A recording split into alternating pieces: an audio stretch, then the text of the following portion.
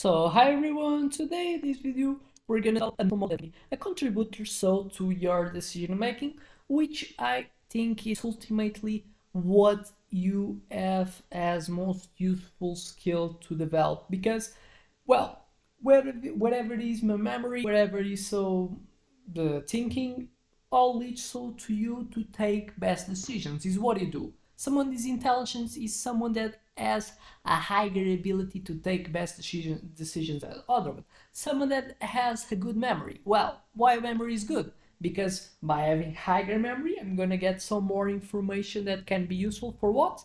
For taking decisions. So, all if you see all your skills that you develop leads to you to get best type of decision making as possible. And then, so what you have to get in count is ways, strategies, methodologies that improve our ability to take good decision. And one of the main components is having information.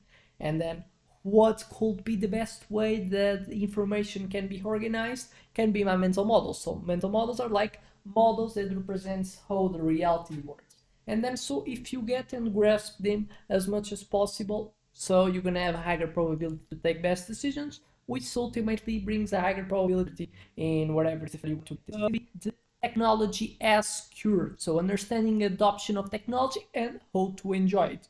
So understanding how I can position as a business is something so that can help me to wave in the right wave the obviously in terms of term, in terms of investing, and then so obviously having to maximize profit is what ultimately all business tend to forget, and so to get that is so the main goals for why they're present and they do so the entrepreneurship type of activity. So I already expect you to help me by subscribing and afterwards so seeing other videos to make you a better person.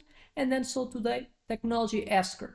Best way to understand technology S-curve could be like a representation to explain how innovations grow over the time. So from slow beginnings to rapid advancement and eventually so to a plateau type of zone. So understanding this curve can help you predict when a technology will reach maturity and when it's time to look for the next breakthrough. So what are the steps of in order to understand the S curve? So the S curve has the shape of a S, and then so the first phase, the phase that we see like the early stages are like a slow growth. So like the first stage of S seems even to be decreasing, like it doesn't exist a slope that it kind of increase so that much. And this first phase is the slow growth. So every new technology starts with a period of experimentation. In this phase, progress is slow as developers work out the kinks and costs remain high. So it's still difficult to produce in masses, and then so it's still the costs are still high and the product is almost like more close to a prototype than to a hand product. So it's only the phases of the MVPs that the people put so product to experimentation and to receive reactions so about the people. In that phase, obviously, the opportunity cost is high to test the technology because technology doesn't have all that much of the type of abilities that I expected technology to have. And in time, it's more like a type of experimentation technology, which ultimately the majority of people don't want it. The people are not like have a fascination with testing technologies, like being one of the first ones, leading still with technology that is growing, so still probably they face heroes. And then so this like the early, you could use it as examples like thinking in the early days of the internet or personal computers. Initially, adoption was minimal as technology was unproven, was an as well other point.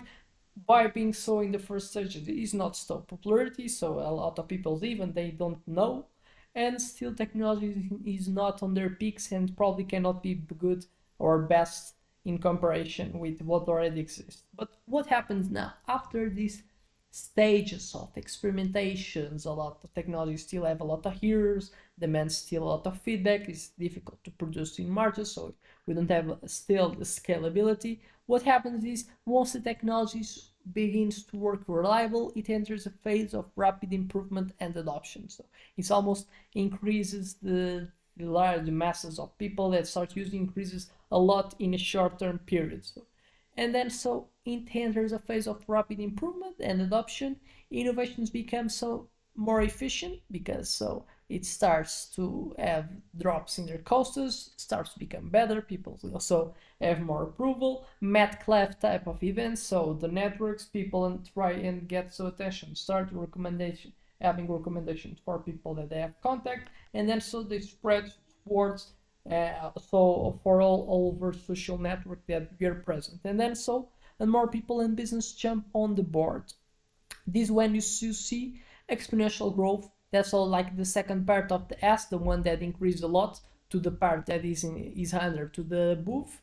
Is the phase that we see a really good increase. The slope is almost as max like is maximized, and then so obviously this is when you see exponential growth, like the explosion of smartphone usage in the last type of decade.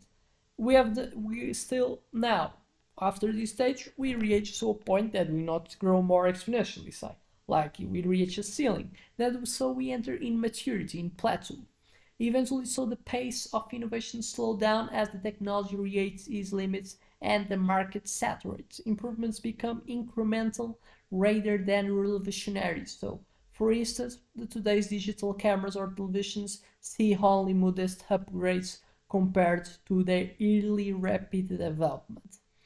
And so it's something that we see today with a lot of technologies that were so like technologies that were disruptive like in 1 decade ago, but today we see like more incremental changes happening over time is what you see more. Real world examples: telecommunications, telephone network grew slowly at first, exploded into widespread use, and then stabilized today as the market reached saturations. Smartphones the same, experimenting dramatic S curve. From the early models to the rapid adoption driven by touchscreens and app ecosystems, and now a period of just incremental improvements. And LED lighting. LED technology followed a similar pattern: slow initial adoption, then a surge in usage as costs fell and efficiency improved, leading to its current mainstream status. Now, implications for business and innovators. Strategic planning. By understanding the S curve, companies can better plan their investments in research and development, knowing when a technology is about to plateau and so when it might be too time so to focus for like trying to search for a new type of disruptive technology.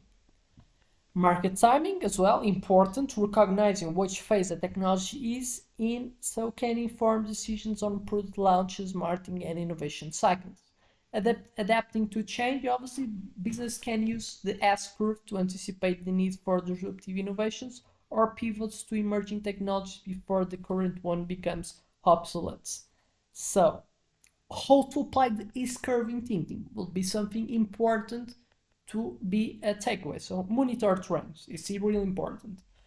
Keep an eye on performance metrics, user adoption, and market penetration to identify which phase of the S curve you are. In a phase of slow growth, the phase of rapid adoption, or in a phase of plateau that ultimately so brings to the last phase that is so the decline. Invest strategically, so during the early and rapid growth phases, aggressive type of investment can yield significant returns. As the technology matures, consider diversifying or investing in next generation innovations. Plan for transition, so prepare for the inevitable plateau by exploring adjacent technologies or potential disruptions that could spark the next X curve. And innovate so continuously, encourage a culture of innovation within so your organization to stay ahead of market saturation and obviously to always maintaining a competitive advantage as you are the early type of producers of technology, and then so you can even build some patents that makes other ones not copy so the innovations that you're about to create. And know that obviously we start in a phase of slow growth, and so by having the enough products to get the benefits by selling them in masses, that's still the second stage of the technology. So the part that's the max slope, we see it in an S. That's so it's obviously we talk about in figure, but in reality it's the phase that we have exponential increase in the user consumer so of my products. That's so It's why it's so important to spotting trends before they happen, to so having enough resources to capitalize when these type of intentions exponentially increase in relation. So I expect this video has helped you to create and make you gain certain type of insights, and then so I expect you to see in this channel for other videos, and see you in the next.